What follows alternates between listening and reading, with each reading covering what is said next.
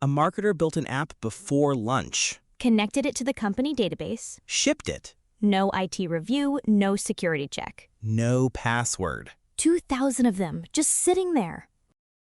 The thing that makes this hard to fix isn't the apps themselves. It's the incentive structure that produced them. For the last decade, companies have been telling non-technical employees to move fast, solve your own problems, don't wait on IT. AI coding tools, Cursor, Lovable, tools that turn a plain English description into a working application, made that finally possible. Cursor and Lovable are sometimes called vibe coding platforms. You describe what you want in plain language, the tool writes the code, you ship it, and it works. And the app works. That's the cruel part. It works perfectly. It just happens to be sitting on the open internet with no authentication, pulling real customer records, accessible to anyone who finds the URL. 2,000 of them, found in a single sweep. Not theoretical vulnerabilities, live apps connected to live data, no login required. Which means somebody found them. Researchers did. But researchers aren't the only people running sweeps like that. There are automated scanners running constantly, indexing everything exposed on the web. If you built one of those apps 6 months ago and forgot about it, it's probably already been found. And the company almost certainly doesn't know it exists. That's what's different about this generation of tools. Traditional shadow IT was someone installing Dropbox. This is someone standing up a web application connected to production databases. The blast radius is completely different. Security teams have spent 20 years building systems to catch attackers trying to get in. Firewalls, barriers that control what traffic enters a network. Intrusion detection systems that watch for suspicious behavior. Zero-trust architecture, which is a design philosophy where nothing inside the network is automatically trusted, and every request has to prove it belongs. All of it assumes the threat is external and adversarial, someone rattling the locks. But nobody rattled any locks here. The door was just open. And the people who built the apps aren't malicious, they're not careless in any meaningful sense, they just didn't know that deploy meant publish to the entire internet without a password. That distinction doesn't exist in their mental model of what they built. The AI coding tools don't surface it either. You describe what you want, it generates the app, you ship it. Security configuration is a separate conversation that most of these tools aren't having with you. So the question isn't really about patching these 2,000 apps, it's about the next 2,000 that go live this month, and whether any part of the process catches them before someone else does. And the answer right now for most companies is no, because the process that was supposed to catch things like this assumed the only people shipping software were engineers. A black hole is a region in space where gravity is so strong that nothing, not even light, can escape once it crosses a certain boundary. They sit at the center of most large galaxies, including ours.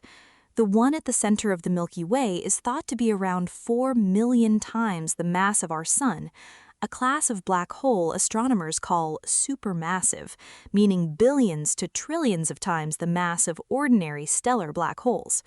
The assumption for decades has been that galaxies form first and then black holes grow inside them. The galaxy is the body, the black hole is the heart. Except the James Webb Space Telescope just found black holes that were already massive before the galaxies around them existed. Which means something that massive existed with nothing to feed on. No stars, no gas clouds, no galaxy, and we can't explain how it got that big. And nobody knows how. The leading theories about how black holes grow all require time. They need gas, they need mergers, they need a galaxy's worth of material to feed on. Getting to that size that fast in the early universe doesn't fit any of those models. Webb is seeing things from so far away that the light has been traveling for over 13 billion years. So these aren't ancient by human standards, they're ancient by universe standards. The universe itself is only about 13.8 billion years old. So Webb is essentially looking at the universe as a newborn and finding something that shouldn't be there yet. One possibility being floated is that the very first stars, which were probably enormous by modern standards, collapsed directly into black holes almost immediately. No slow accumulation, just massive star, then massive black hole. But that's still a hypothesis. The observation is real. The explanation isn't settled. And the part that stays with me, if black holes came first in our corner of the universe too, then the thing at the center of our galaxy didn't grow inside the Milky Way. It was here before the Milky Way was. Which means everything the Milky Way became, every star, every planet, us, grew up around something that was already ancient. The universe keeps breaking the order of operations. So does someone at Google, apparently. Prediction markets are platforms where people bet real money on whether specific things will happen. Who wins an election? What topic goes viral? What story dominates the year? Think of them as a stock market where the underlying asset is a yes or no question about the future, and the price reflects what the crowd collectively believes the odds are. They've been growing fast, and until recently, most people treated them like a slightly more serious version of fantasy sports. A Google security engineer apparently saw something different. He had access to internal search trend data, not the version Google publishes, the proprietary version that shows where attention is moving before it surfaces publicly, and he used it to place bets on Polymarket. $1.2 million in winnings. The thing about search trend data at that scale is it's genuinely predictive. You're not guessing what topics will matter, you're watching the signal before it becomes noise. Millions of people querying the same thing before any publication has covered it. And he had that sitting on his work laptop. The Department of Justice, the DOJ, is treating this as insider trading, which is the moment prediction markets stop being a curiosity and become something the law has a serious opinion about. Insider trading is when someone uses private information that the public doesn't have access to, information that was never meant to be theirs, to make money on a market. It's always been illegal in stock markets. The argument was that prediction markets were different, casual, decentralized, hard to regulate. That argument just got a lot weaker. Because if you can commit insider trading on Polymarket, Polymarket is a market, with everything that implies. And every company that has proprietary data, search trends, shipping data, credit card flows, now has to decide whether their employee handbook was written for a world where prediction markets existed. Most of them weren't.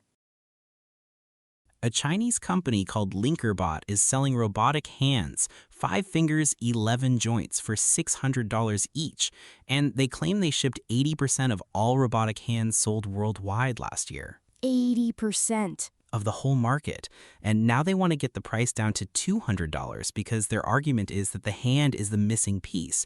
Everything else in household robotics is close enough. The hand is what's been too expensive and too fragile to actually deploy at scale. So if $200 works, the question shifts from whether robots end up in homes to who owns the supply chain for the part that makes them useful. And that company is currently in China, which means the question of who controls the hands inside every household robot may already be answered, and most people haven't started asking it yet. When you buy a stock, it doesn't actually change hands the moment you click buy. The transaction takes a full business day to settle. Money moves, shares transfer. It's a whole back-office process that runs on decades-old infrastructure. A company called Paxos just got U.S. government approval to do that same process on a blockchain, instant settlement. And they're the first crypto company officially authorized to sit alongside the legacy institutions that have cleared and settled Wall Street's trades for decades. So the actual plumbing underneath financial markets, the part most people never think about, could quietly become a blockchain.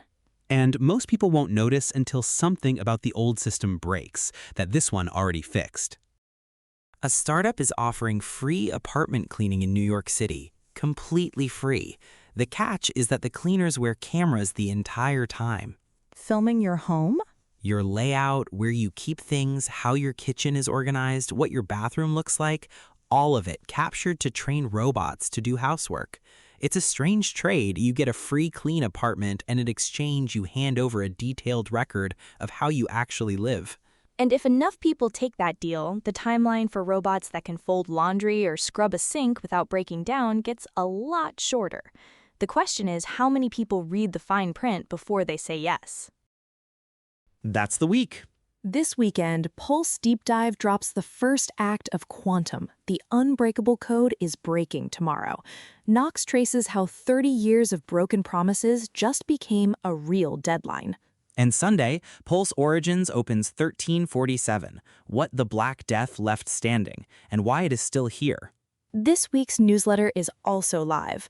135 years ago, Pope Leo XIII wrote the document that became the foundation of labor law. Last week, Pope Leo XIV wrote about AI. Same argument, different machine. Find it at singularitypulse.substack.com. Good weekend. See you Monday. Singularity Pulse is for informational purposes only. Nothing here is financial, legal, or professional advice. Views expressed are our own. I'm Knox. Every Saturday on Pulse Deep Dive, one story told in acts. This season, how AI happened, who really invented the internet, and going back to the moon 53 years later. New chapter every Saturday. Find it wherever you listen. Origins is a different kind of show. Every Sunday, we investigate the forces that shape the modern world, the geography, the science, the commerce, the decisions made centuries ago that are still playing out today. Find it wherever you listen to this podcast.